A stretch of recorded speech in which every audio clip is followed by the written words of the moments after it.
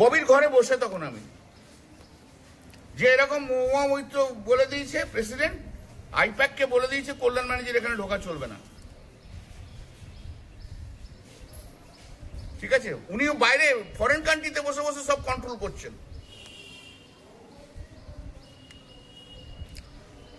তারপরে আইপ্যাক বলেছে কল্যাণ ব্যানার্জিকে আনা যাবে না, যেহেতু আমি দিদিকে যে জিজ্ঞেস করলাম আপনি কি বারণ করেছেন, ওরা বলছে যে আপনি বারণ করেছেন। তখন দিদি প্রতীকজনকে ফোন করে, প্রতীকজন বলছে যে Mahua Moitra being a president উনি বাধা দিচ্ছেন যে কল্যাণ ব্যানার্জি যাতে না যায়, এবং আমাদের ধারণা যে উনি কল্যাণ ব্যানার্জি যদি ওখানে যায় উনি স্যাবোটেজ করবেন। এই হচ্ছে মহুয়া মৈত্র। জয়প্রকাশ মজুমদার গেছে বক্তৃতা দিতে, জয়প্রকাশ মজুমদারকে অপমান করে ছাড়িয়ে দিয়েছে ওর নিজের লোকেদের দিয়ে। ববি হাকিম গেছে, কিভাবে তাদের লোকেদের দিয়ে তাদের সঙ্গে দুর্ব্যবহার করা হয়েছে সবাই জানে। এসব 2011-র পর এসছে, 2016-তে এমএলএ হয়েছে, তৃণমূল কংগ্রেসের ভালো সময় এমএলএ হয়েছে, এবং তারপর এমপি হয়েছে, এবং এমপিশিপটাকে পুরো ভেঙে খাচ্ছে। এর কাছে আমি নারী বিদ্বেষী স্বীকৃতি দেব না। যে নিজের না একটা নারীর সংসার ভেঙে যে একজন পুরুষকে বিয়ে করে, এই বয়সে এসে 65 বছরের বয়সের পুরুষকে আমি তাকে মনে করি না যে এখানে কোনো সুস্থ মনস্ক নারী বলে। এই আসল নারী বিদ্বেষী। এই নারী বিদ্বেষী কথা বলে নিজের ফায়দা লুটতে চায়। দাদা,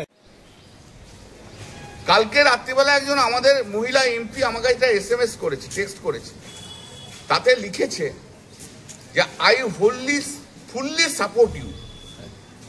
দিয়ে তৃণমূল ছাত্র পরিষদের একটি নেতার নাম লিখেছে he is Harbour criminals, he harbours criminals. বুঝতে পারছেন? একজন মহিলা সাংসদ কিন্তু আমাকে কাল লিখেছে, আমি নাম আর বলতে চাই না। আমার শুধু একার ইমোশন নয়, অনেকের আছে। আমাকে কন্ডেম করুক, আমাকে ডিসোসিয়েট করুক, আমার কোনো আপত্তি নেই, কিন্তু ওই কন্ডেম আগে ওদের করলেন না কেন? সেই দিন কন্ডেম করলেন না কেন? কেন এনকোয়ারি এখনো স্টার্ট হয়নি? ওনার ওপর নেতাকে, তার ওপর নেতাকে, কার আশীর্বাদে এরকম হয়েছে?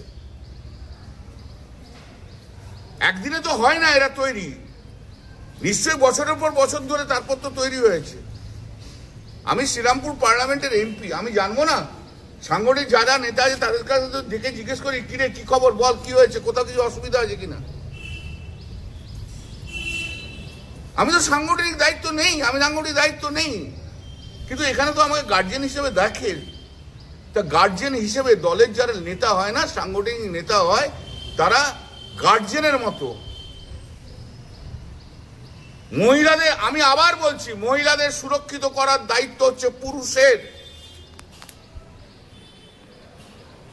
এই যদি কোনো পুরুষ না করে, সে দায়িত্ব পালন করছে না।